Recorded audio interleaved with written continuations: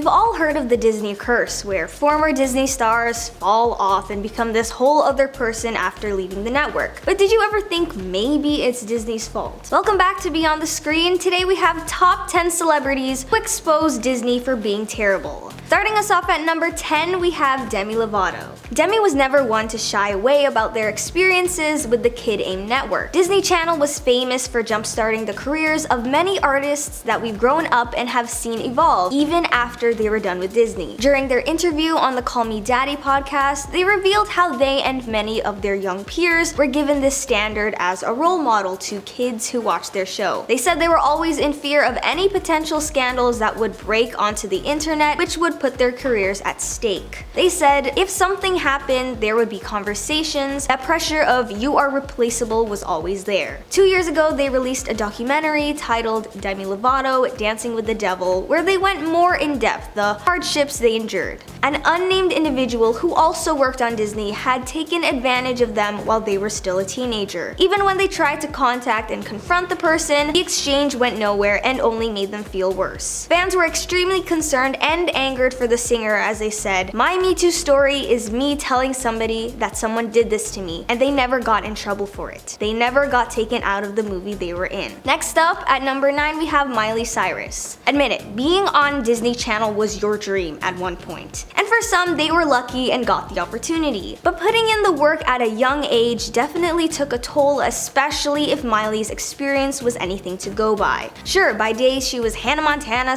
/ Miley Stewart, but by night she had to maintain that super secret double life. She admitted that the role ended up forcing its way into her real life too, as she felt the need to create different versions of herself in order to appease her fans and the showrunners. It was a way of keeping Hannah Montana real and not just a girl on TV. She started on the show at 13 years old, and having to keep up this facade for years, especially during your growing days when you're still figuring yourself out, is very confusing and taxing on your well-being. She admitted that there was a point where she was getting the least pay out of all of her castmates, despite being the main character and her real name being used. At the time, she was naive about it and was just glad that she was gonna be on Disney. She said, "My name was Miley on my show, but I didn't own my name," which is quite concerning even if it was just a nickname. There have to be some type of laws to avoid these things. Her mother Tish realized what was happening and hired a legal team to make this process easier for her. Next up, we have Selena Gomez. Growing up as a young teenager has its difficulties. Now imagine being a child going through puberty under a spotlight 24/7. Selena Gomez, as well as her many Disney Channel peers, went through the same thing. She vouched for former bestie Demi Lovato's statement that they were all pushed to embody a perfect human for their fans. She said, "That was my job in a way, to be perfect. They're considered a figure kids look up to, and they take that seriously there." Her time growing up and figuring out how to deal with the paparazzi was a whole other obstacle. She recalled how she and former co-stars David Henry and Jake T. Austin struggled to balance this Disney-friendly persona outside of work, even with these grown males chasing after them with their huge flashing cameras. She also mentioned how they became protective of each other once realizing how these encounters could get messy really fast. She said, "We were all new to this and they wanted to say things to the paparazzi, but you can't because that's exactly what the paparazzi want." Even when she was 15, there would be times where she would be out at a beach with family or friends and they would be standing by and taking photos of her dressed in her bikini. Next up, we have Dylan and Cole Sprouse.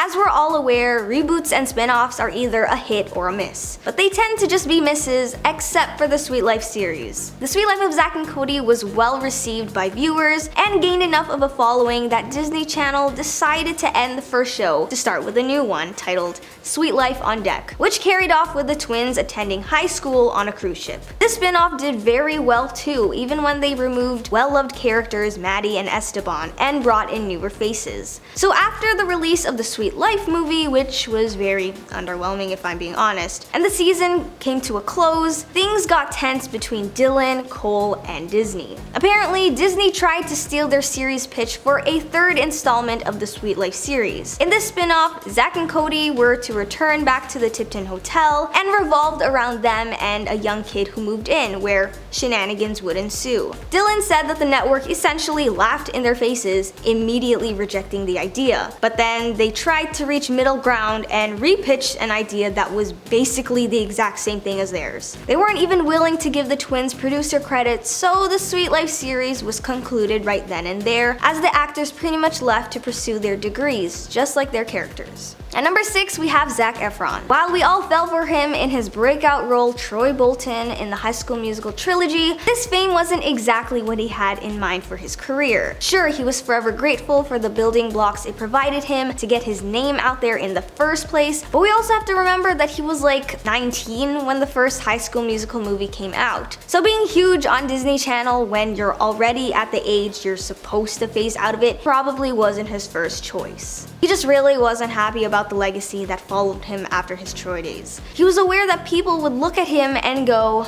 and this is all in his words by the way, F that guy. He's done some cool things with cool people, he did that one thing that was funny, but I mean he's still just that effing guy from High School Musical. Even though he became a big time name for this role, it also became a hassle and almost typecasted him, which can be detrimental for growing actors. At number 5, we have Hilary Duff. Do you remember when the Lizzie McGuire reboot was rumored to being a thing? Everyone was so hyped for it, only for it to be put in the back burner indefinitely. So in case you forgot or don't know what Lizzie McGuire was, it was a show about a middle school girl named Lizzie McGuire, duh, as she grew up. Typical Disney Channel friendly shenanigans, and she also had this alter ego cartoon that would voice out her innermost thoughts, which was the show's signature thing. It was a hit and helped boost Hilary Duff's growing popularity as she became one of Hollywood's it girls from the 2000s. Over a decade after the show's end and the industry was on a nostalgic reboot phase, Lizzie McGuire was sure to be one of them because why not? So this reboot was overly hyped and had allegedly already began filming 2 episodes before it was cancelled. The reason for this was creative differences between the writers and Hilary herself. In a public statement, she said, "I know the efforts and conversations have been everywhere trying to make a reboot work, but sadly, and despite everyone's best efforts, it isn't going to happen."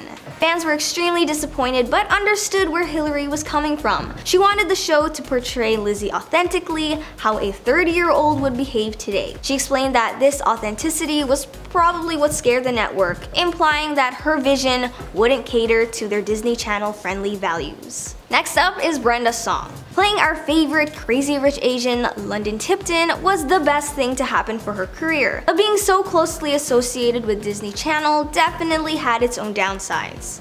In 2008, she was offered a role in Clint Eastwood's movie Gran Torino. It had a large Hmong American cast, which would have been great for Brenda as she is of Hmong and Thai descent. But due to the nature of the film, one scene including a very graphic non-Disney friendly scene, Disney made her turn down the role. This movie ended up winning an Oscar and Brenda was beyond devastated. It's unclear whether they did this out of discussion over unnecessarily overly graphic scenes depicting women being taken advantage of and they had Brenda's best interest in mind, or because they simply did not want their actors to be doing non-Disney friendly things. I'm gonna assume the latter because Disney is a star-making machine factory and whatever they say goes. At number 3, we have Christy, Carlson, Romano. In this list edition, it wasn't necessarily Disney, but her co-worker who she had issues with. Christy's career with Disney spanned throughout the early 2000s, from Cadet Kelly to voicing Kim Possible to even Stevens, which is where she met the infamous Shia LaBeouf.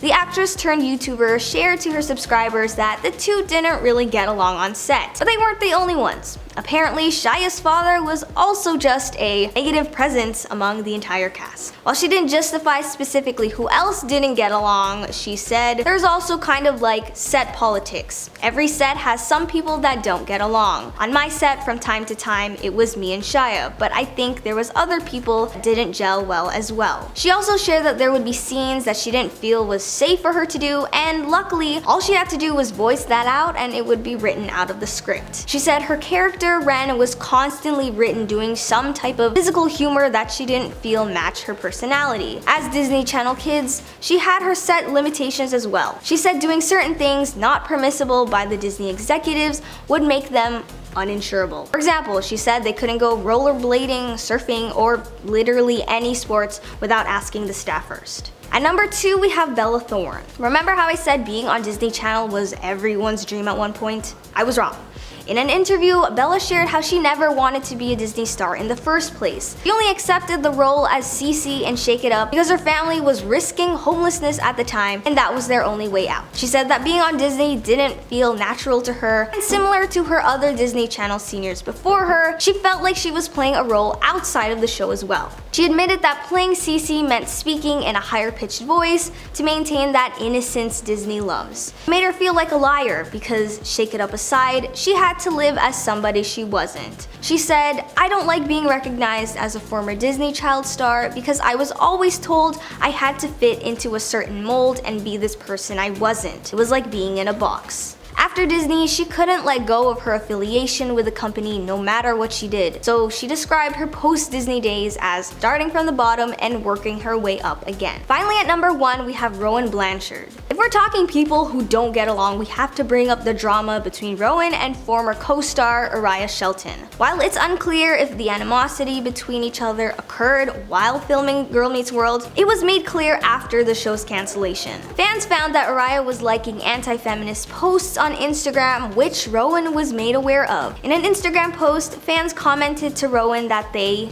and him, to which she responded back with, "I don't have time for him and his stupidity, lol." This issued an uproar among the fandom, but Rowan never brought it back up or added more fuel to the fire. In an interview, Araya confirmed everyone's thoughts, admitting that Rowan did not like him. But he was quick to remind everyone that he didn't care. He said, "She's a very, passionate girl. She definitely wholeheartedly believes what she does." He also said he holds no grudges against her, as if that would matter. It was later revealed that he had a restraining order put on him from one of his former female friends after he reportedly kicked her so hard she had inflamed intestines and bruised muscles. So maybe Rowan is right and he's just not the greatest guy. Yeah, behind the scenes, Disney probably isn't the happiest place or network on earth. What do you think? As always, thank you guys for tuning in, and I'll see you in the next one. Why Not? Get it? Because Why Not was one of Hilary Duff's iconic movie songs? No? Okay. So this